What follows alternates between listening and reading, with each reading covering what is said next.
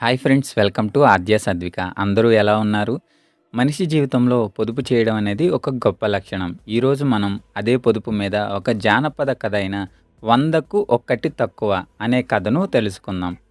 ఈ కథ ఒక గ్రామంలో మొదలవుతుంది. ఒక గ్రామంలో చందన్, నందన్ అనే ఇద్దరు స్నేహితులు ఉండేవారు. చందన్ ధనిక వర్తకుడు. కానీ నందన్ పొద్దున్న లేచి వెళ్ళి కాయకష్టం చేస్తే గాని పూట గడవని పేదవాడు. చందన్‌కు అన్ని సంపాదనలు ఉన్నప్పటికీ అవసరాలకు మించి దమ్మిడి కూడా ఖర్చు పెట్టడు. వాళ్ళ ఇద్దరి మధ్య గొప్ప స్నేహం ఉంటుంది. నందన్ భార్య చారుమతికి బంధుమిత్రులంటే మహాప్రీతి. అందువల్ల తరచూ వాళ్ళు ఇల్లు బంధుమిత్రులతో, అతిథులతో కళకళలాడుతూ ఉండేది. అతిథులకని ఆమె ప్రత్యేక వంటలు తయారు చేసేది కాదు, కానీ ఆమె చేసిన వంటలను అందరూ ఇష్టపడి తినేవారు. నందన్ ఇంట్లో బంధుమిత్రులు సందడి, వాళ్ళ భోజనం చేసేటప్పుడు చెప్పుకునే ఉత్సాహపు కబుర్లు విని పొరుగున ఉన్న చందన్, అతడి భార్య పరమేశ్వరి ఆశ్చర్యపడేవారు. నందన్ సంపాదించే తక్కువ డబ్బుతో వాళ్ళెలా అతిథులకి భోజనాలు పెట్టగలుగుతున్నారు అని ఆశ్చర్యపోయేవారు. పరమేశ్వరి, చారుమతి వాళ్ళిద్దరూ కూడా మంచి మిత్రులు. చారుమతి ఆమె భర్త తక్కువ ఆదాయంతో అంత హాయిగా బంధుమిత్రులతో ఎలా జీవించగలుగుతున్నారో తెలుసుకోవాలనే ఉత్సాహం పరమేశ్వరిలో కలిగింది. ఒకనాడు మాటల సందర్భంలో ఆ విషయం ప్రస్తావించింది. ఆ మాట వినగానే చారుమతి చిన్నగా నవ్వి, మా ఆయన వేళకు అంతమంది అతిథులను ఎలా పిలుచుకొస్తున్నాడో నిజానికి నాకు తెలియదు. ఉన్నట్టుండి భోజనానికి ఎంతమంది వస్తున్నారో చెబుతాడు. ఇంట్లో ఉన్న వాటితోనే వంట సిద్ధం చేస్తాను, అంతే, అంతకు మించి నాకేమీ తెలియదు. బహుశా తెలివైన వర్తకుడు గనుక మీ ఆయన్నే ఈ ప్రశ్నకు సమాధానం చెప్పగలడు అనుకుంటున్నాను అన్నది. పరమేశ్వరి కొన్ని రోజులు ఆగి సరైన సమయం చూసి తనకు చారుమతికి మధ్య జరిగిన సంభాషణ గురించి భర్తకు చెప్పింది. ఆమె ప్రశ్నకు సమాధానం తెలిసిన వాడిలా నవ్వి, చందన్, నీ స్నేహితురాళ్ళకి ఆమె భర్తకు 99 శక్తి అనుభవం లేదు గనుక నిశ్చింతగా హాయిగా బ్రతికేస్తున్నారు. ఒకసారి ఆ అనుభవం కలిగితే చాలు, వాళ్ళ జీవన విధానమే ఎదురు చూడనంతగా మారిపోగలదు అన్నాడు. 99 శక్తి అనుభవమా? ఏంటండి అది అని అడిగింది పరమేశ్వరి. ఇప్పుడు దాన్ని అంత సులభంగా వివరించడానికి లేదు. అయితే ఏం జరుగుతుందో చూసి త్వరలో నువ్వే గ్రహించగలవు అంటూ ఆ విషయాన్ని అంతటితో ముగించాడు చందన్.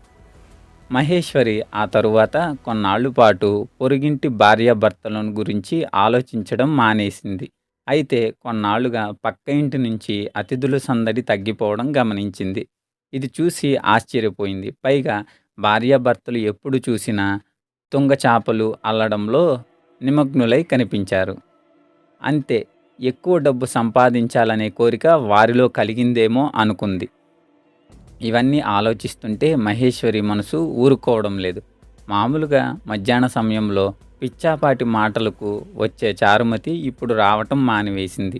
ఏం జరుగుతుందో తెలుసుకోవాలన్న ఉత్సాహతతో చందన్ లేని సమయం చూసి ఒకనాటి మధ్యాహ్నం వేళ ఆమె చారుమతిని చూడడానికి వెళ్ళింది.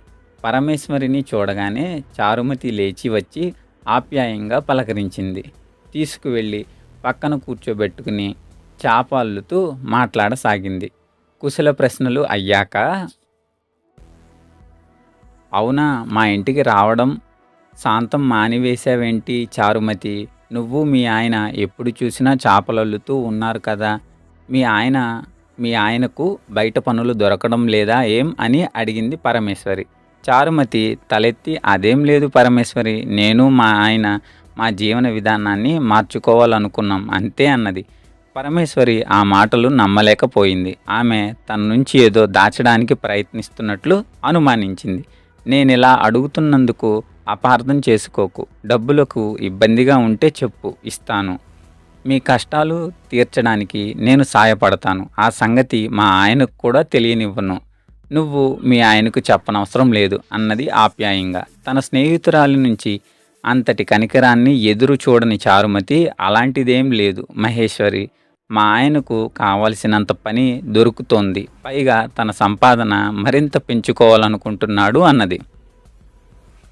ఎందుకని, ఆ అవసరం ఎందుకు వచ్చింది అని అడిగింది పరమేశ్వరి. చారుమతి ఆ మాటలు విని కొంతసేపు మౌనంగా ఆలోచించి, సరే ఆ సంగతి నీకు చెబుతాను. అయితే దాన్ని నువ్వు మీ ఆయనకు కూడా చెప్పకూడదు. సరేనా అన్నది. చెప్పను నిజం అన్నది పరమేశ్వరి. కొన్నాళ్ల క్రితం మా ఆయన పనికి వెళ్ళి తిరిగి వస్తూ మా ఇంటి గుమ్మం ముందు మూతి బిగువుగా కట్టిన చిన్న సంచిని చూశాడు.